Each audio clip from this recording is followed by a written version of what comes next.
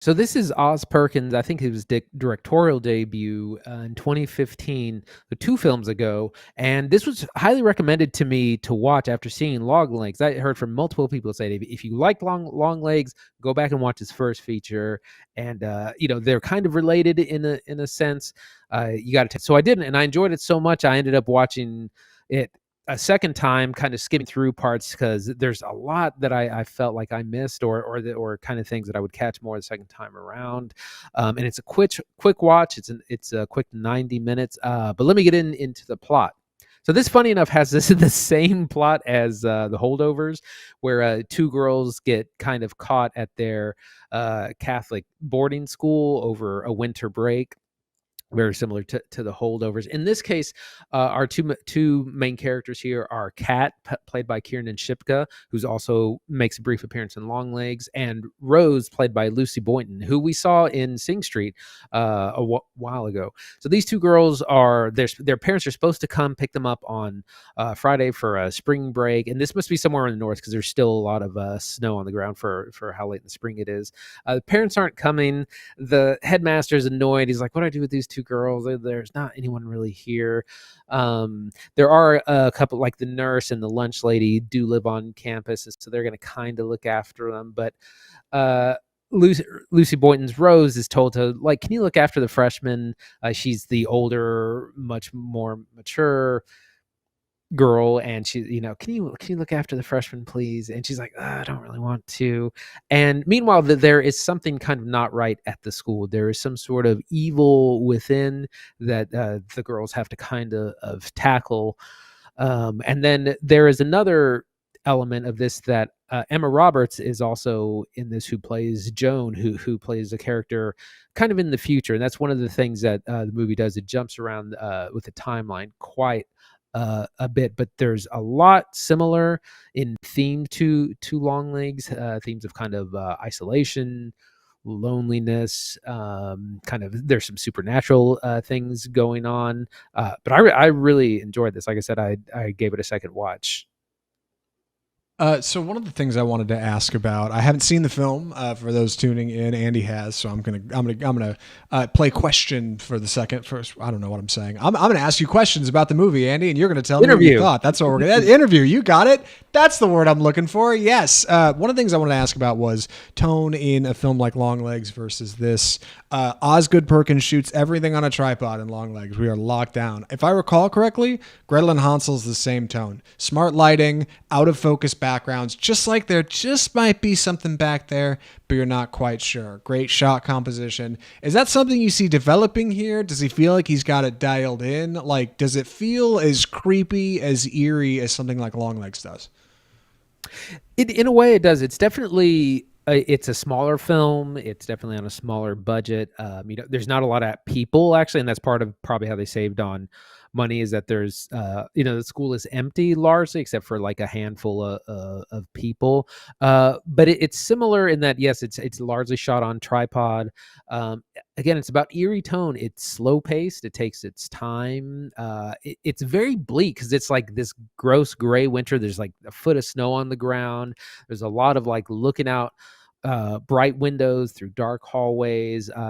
Similar thing that the payphone has a role in this movie, similar to we get some of that in Long Legs as well. But it's slow. It's slow in pace. It is a lot of people talking in rooms, but it's some important things that are happening. Again, it's very eerie, very atmospheric. Yeah, it's written by Osgood Perkins as well as directing, just like Long Legs, which is nice to see. But I did want to ask, because he didn't write Gretel and Hansel, he just directed that. As far as kind of structure of this goes, is it all sequential? Does it have some forward and back? Is that something you should find out as you watch the film? Like, I guess, is it something that feels uniquely like there's a through line through it? What am I getting at here?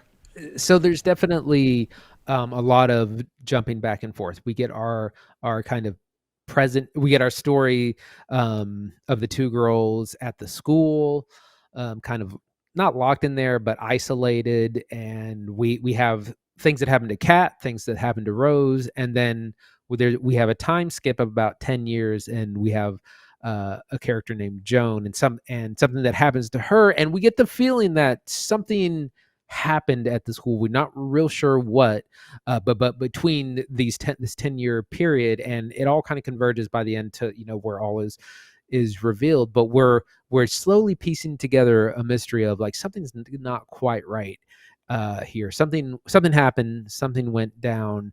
Not everyone survived it. What is it, and what is it about? So it's that kind of way. It jumps back and forth quite a bit. I was a little confused a couple of times where we were in the timeline, but much more clear on rewatch. The original working title for Blackcoat's Daughter was February, which I don't know what that means, but I would assume you, having seen it, might have an idea. But I think a title like Blackcoat's Daughter kind of suffers because it doesn't have a lot of identity. It reminds me of like The Black Phone, right? Like a movie that did well in theaters, but like on its face, even when I say it, I think it takes people a second to be like, what is that? Oh, right, that one horror movie, right? Like Blackcoat's Daughter is just a little like, I don't know. It's just, there it is. That's the title. That's our movie, right? As far as marketing for this film goes, it definitely didn't have any of the kind of viral status that Longlegs has had. It hasn't had any of these kind of subversive trailers. But like when people, I don't know, if they wanted to go look at a trailer or maybe go find this on a streaming service, hopefully you can tell us which one it is. I think it's on Prime, but I don't actually know. I don't know. Like, is that something they should kind of go looking for, or do you think people should just kind of go in fresh, like listen to us talk about it, then go watch the film? Like, are you afraid of giving things away?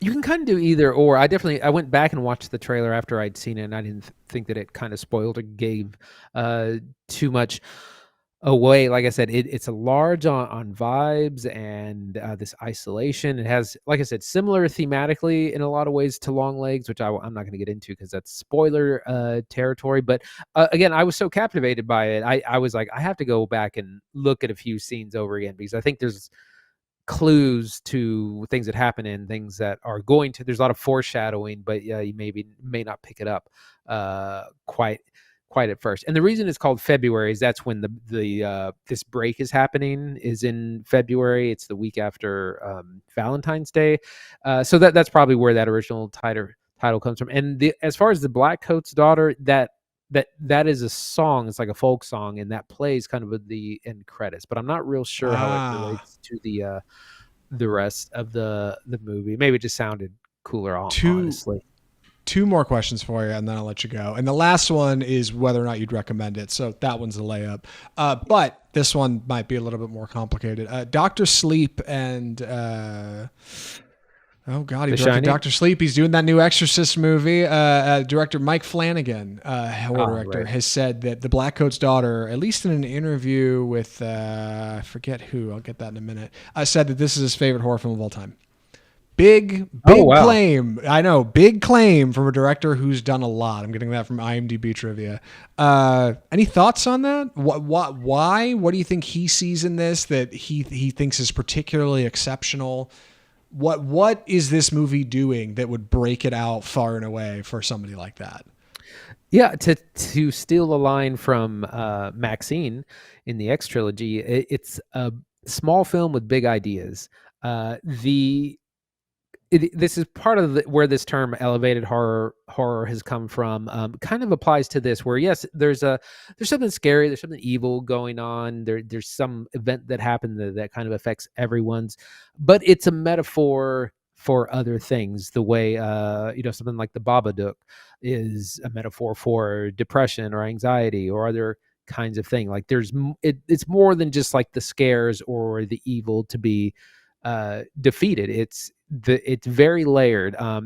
There's and some things that are subtle is this is a little bit of, there's some sapphic undertones where Kat definitely has a crush on, not Lucy, Rose. Like there's a little bit of a romance there. The two women, the nurse and the other female caretaker, they live together in that kind of, they were just roommates kind of thing. So there's a little bit of a coming of age story, and again, this younger girl looking up to this older girl. Oh, and Rose is also dealing with a possible pregnancy scare. She's someone that she goes out. She's got a boyfriend in town that comes picks her up, and like she thinks she might be pregnant. She smokes. She's like she's a rebellious teen, and Shipka's character is anything but. And so there's some undertones of that going on. It's very strong thematically, and I could see why that might be someone's favorite, because it's a little unpolished. It needs a bigger budget, needs a little bit more discipline than maybe in the timeline jumping around. But like the ideas are so big, I could see why this might be someone's favorite scary movie. Andy, would you recommend The Blackcoat's Daughter? Absolutely. Especially if you've seen Longlegs, definitely check this out. You can see a lot of the inspiration for things we would see in Longlegs, but it's slower pace. It's atmospheric. It's kind of this creeping evil. Like, what is going on in this school? Who's responsible? Who knows what? Who's going to survive this? And we have this big time jump, and it's like, how did we get here? What happened in between, and where are we going with this kind of older character played by Emma Roberts? So I would definitely highly recommend for horror fans, for sure. I love it. I'm going to have to check it out. A surprise Osgood Perkins double feature this week on Off Script. Episode 260, I might add, alongside 1996's Twister, which I'm glad I watched, man. I love watching Bill Paxton cut it up. God, gone too soon, man. Bill Paxton rocks. And I'm excited to go check out Blackcoats whenever I can. Andy, what are we watching next week? We're watching Twisters, the spiritual sequel to 1996's Twister. This one, of course, stars Glenn Powell, Daisy Edgar Jones, Anthony Ramos. Plot looks similar. It's going to be another disaster fun movie. Glenn Powell's got these great lines. His name's Tyler Owen. He's like, you don't face your fears, you ride them. Like, he's going to ride this tornado. So he's going to be a lot of fun. And then we're going to be looking to look at something else on streaming, maybe The Beekeeper, maybe something else. Some FYI releases. Horizon An American Saga Part 1 is already available to rent on video on demand for a steep $20. If you are interested in that, it is out now. We're probably going to skip it. Maybe wait till it's on a free streaming or on Max or something like that. And of course, Deadpool and Wolverine will be coming up July 26th. I would love to check out Horizon Part 1. I'm not spending $20 on it. There's no shot I spend that money. When it comes to a streamer, I'll check it out. I'd love to watch it for the show. Yeah, it's 3 hours, but I can watch it at home. I can watch it in chunks. I can do my laundry in the middle of it. I got time. As for Twisters, radically excited, especially after watching Twister. Let me tell you, you don't face your fears, you ride them. That line goes so hard, I assumed it was in the first film. I figured for sure that was like Bill Paxton's catchphrase or something. Nope. Never once, just for Twisters. Can't wait. Boy, it's going to be a good time. If you want to catch that show next week, if you want to keep up with what we're doing, listen to our previous episodes, just get in the mix with us. Just hop in the Off-Script mix. Best way to do it is subscribe to Off-Script Film Review on any service available. We're, of course, in audio on Spotify and Google Play and iHeartMedia, Amazon Podcasts. I think we're over there. You might even listen to us over there right now. If you are, hit that subscribe button. Rate and review if you can. Helps us out a ton like you wouldn't believe. If you are seeing the video of this, you're either on Facebook, on Instagram, on Twitter, one of those usual social media places. You can follow us there. You can like, comment, subscribe. And of course, we're on YouTube. Big things happening on the YouTube channel. Always excited to plug the YouTube channel. Come check us out over there. We'll be back next week. And, the website, of course. You can check out everything else we've got going on, additional interviews, press stuff at offscriptfilmreview.com. And you can mail us correspondence directly. Let us know what you think about the movies we're watching or the show we're creating at mail@offscriptfilmreview.com. Boy, that's episode 260. From all of us at Offscript, the home of Bold Cinema, I'm Zach Lewis. And I'm Dr. Draper. Thanks for watching.